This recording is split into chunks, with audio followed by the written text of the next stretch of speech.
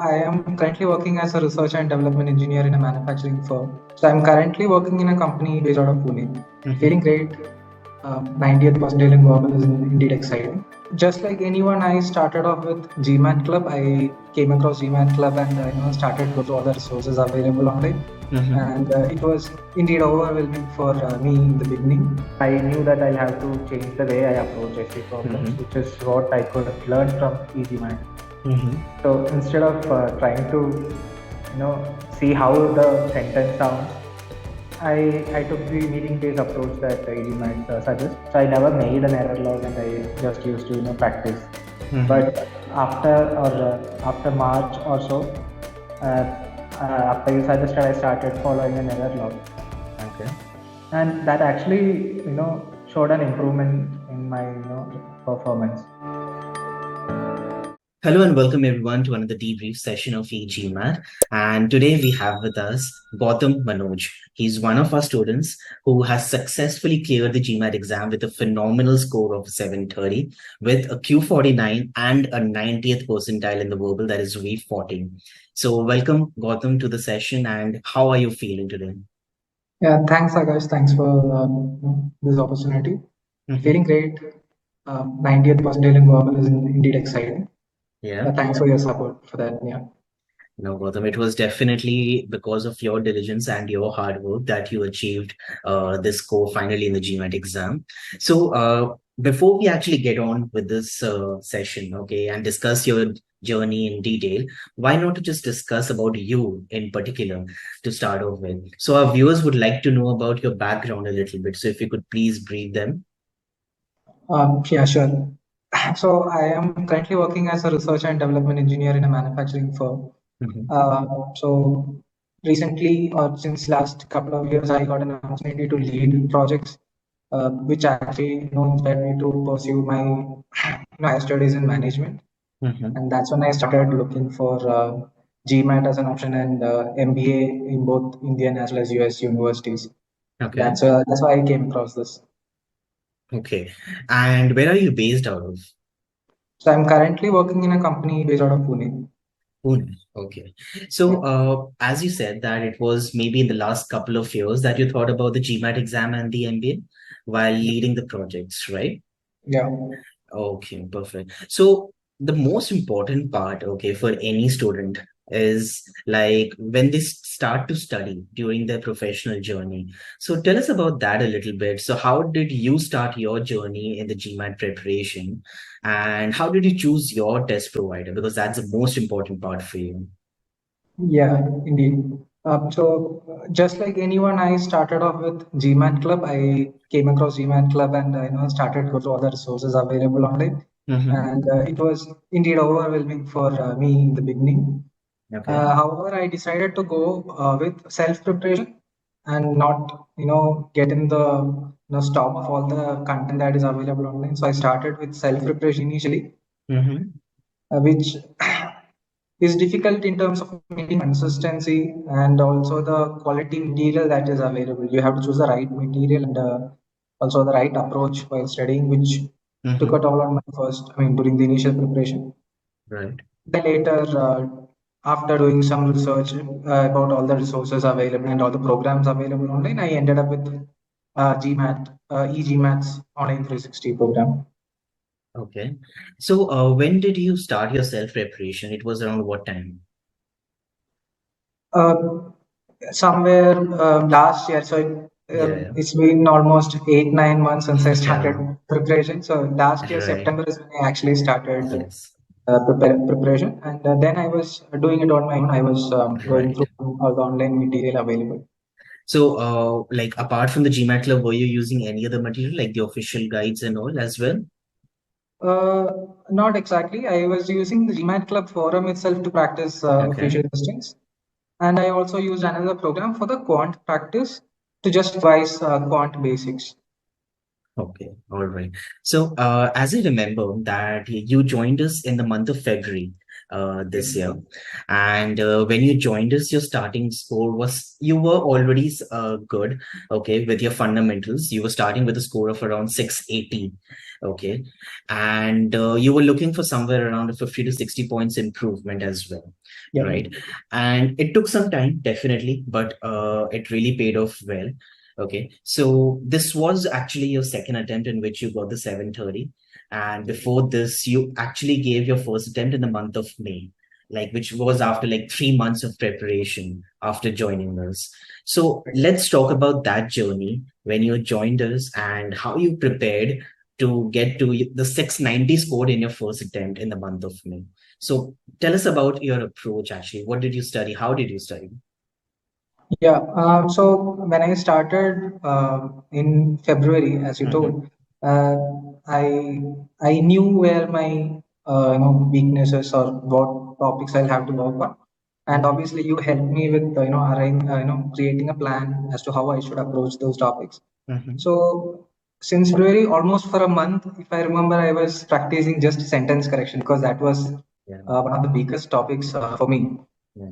and I used to struggle a lot with the basic grammar concepts, and my accuracies were somewhere close to 50-40%. Yeah. So I started with all the lecture videos that are available, Mm-hmm. and before that, the master comprehension program, which is very much useful in terms of Yeah. how one should approach any verbal question. Right. So after going through all the lectures or videos available, I started giving my practice quizzes, and I noticed that even though I was getting 70% accuracy, my Mm-hmm. timings were off. And I was Yeah. writing the quizzes in relaxed mode. Mm-hmm. So I had to put more effort and identify the weak points, and you as well as the analytics platform helped me identify which topics I'll have to put more effort in. Right. So based on those insights, I was able to Mm-hmm. redefine my approach and re- revise the topics, Mm-hmm. and that's why I was able to get a good score in SC. Mm-hmm. I was already a little comfortable with the CR concepts, Okay. so I just brushed up those basics. However, the approach that you helped me with, that was very helpful in reducing the time I took for CR problems. One of the you know the key improvements in that section was working on my timings. Mm-hmm. In case of RC, there are no shortcuts, as anyone says. Mm-hmm. You just have to find interest and take interest and read the passage and focus on what you're reading. And Mm-hmm. that's something I learned from the lectures. So yeah, that helped me actually to improve my verbal score. Okay.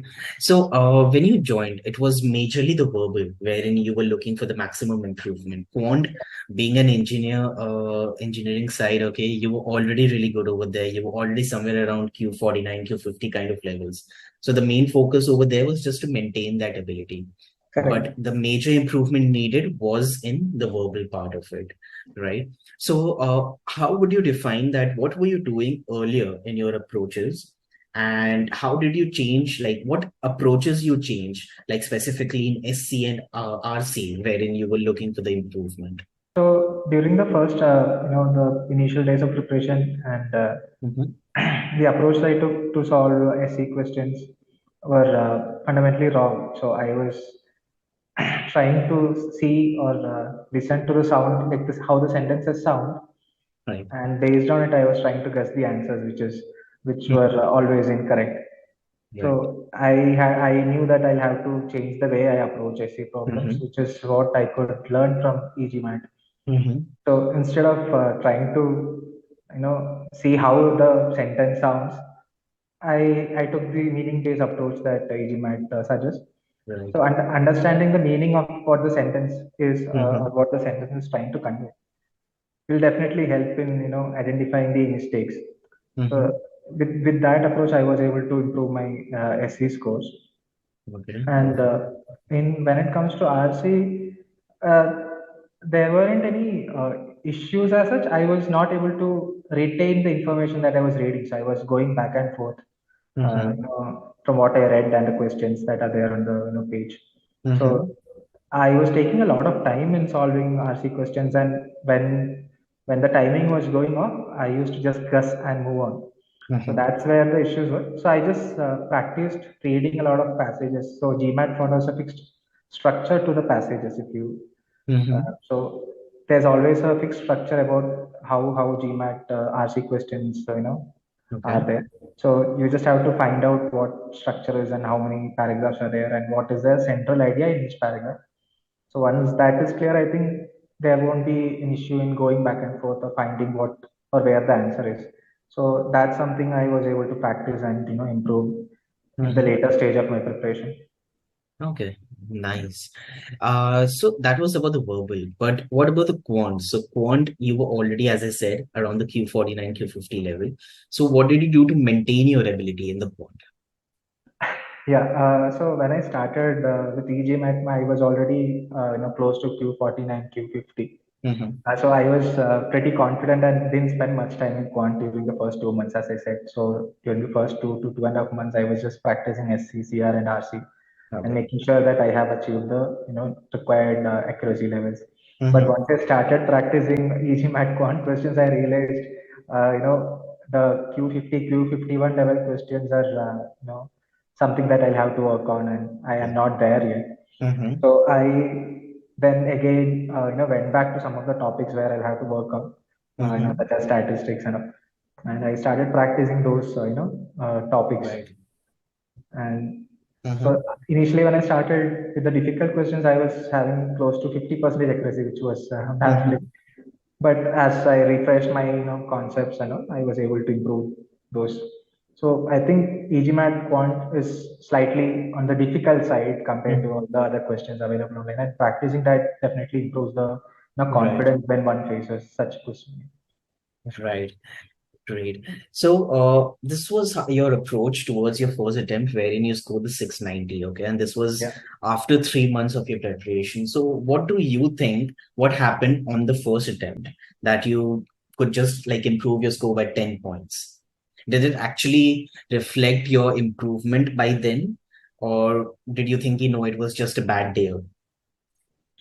So, honestly speaking, I think it was bad Mm-hmm. because the mock test that Yeah. wrote and you were there helping me analyzing the mocks. So the verbal scores were, different from what I got in the final score. I scored a Yeah. Q50 and a V34 in the Right. first attempt. So even though I was confident with verbal, I ended up, I think, missing on first few questions in the first and second quarter Right. due to various reasons. So when the results came out, even I was a little surprised about my verbal score.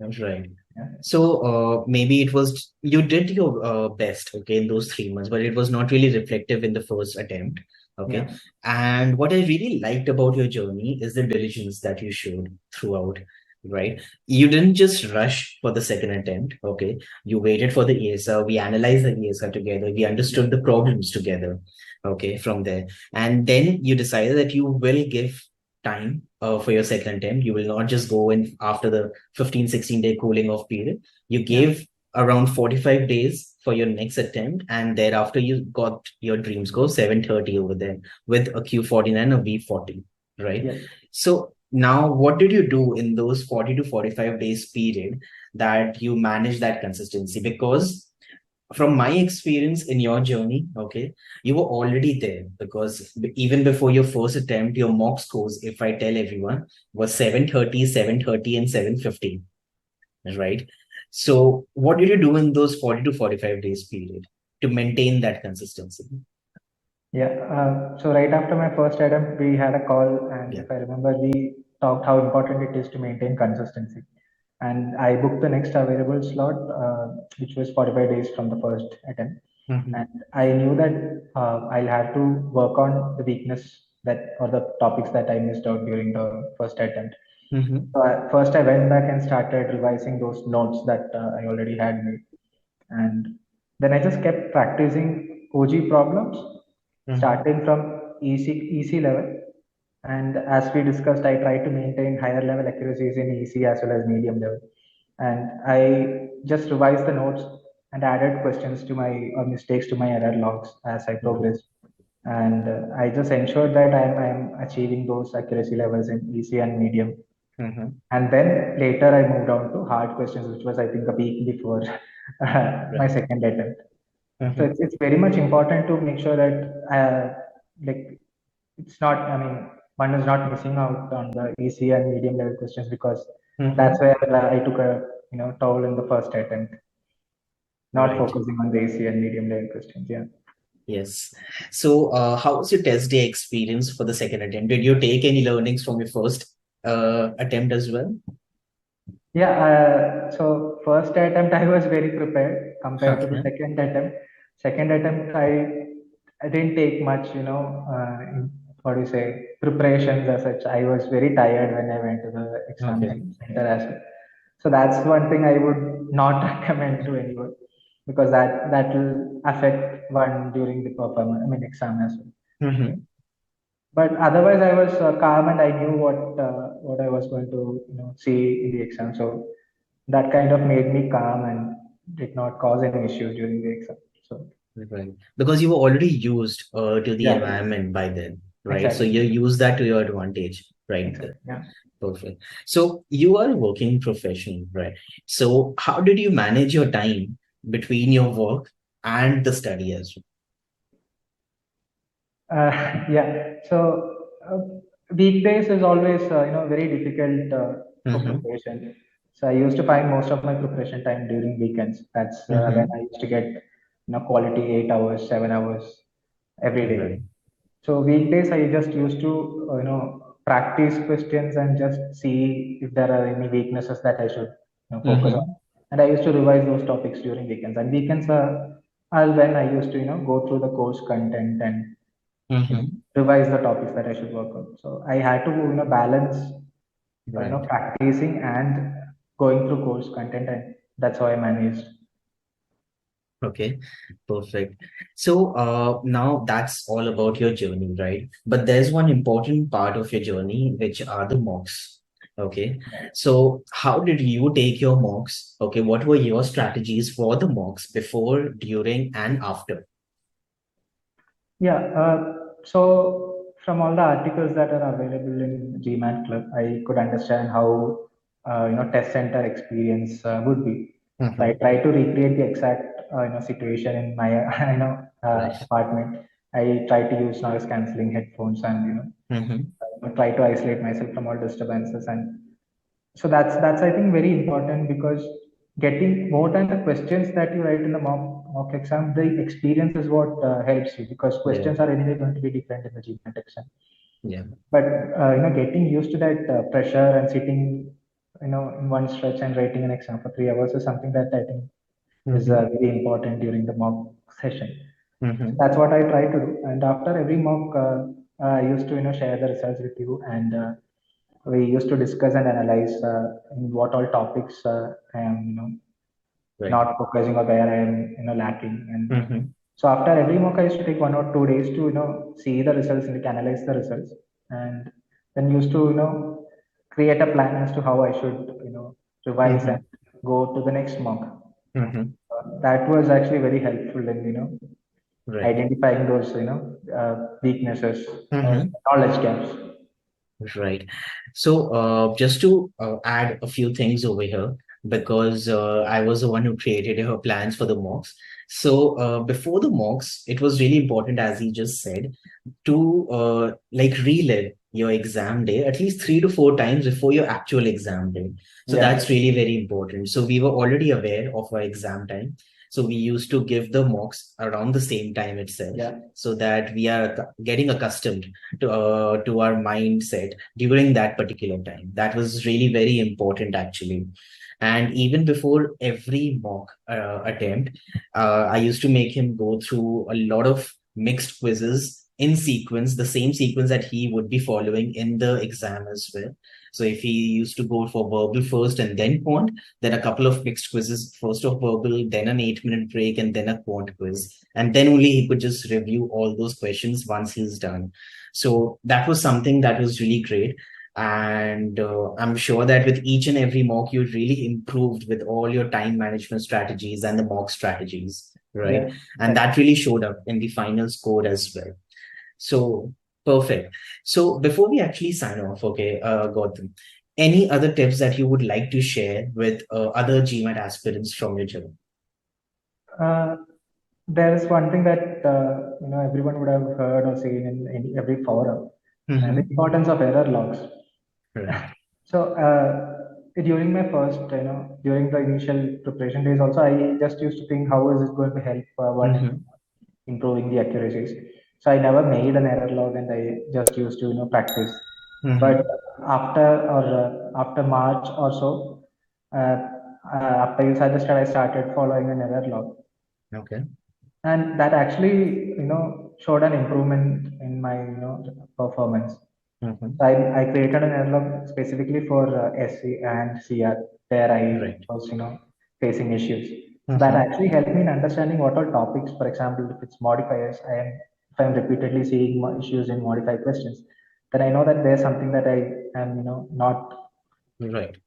I'm missing out something in that topic. So that actually helped in identifying those topics and improving. Mm-hmm. So I think that is something everyone should Right.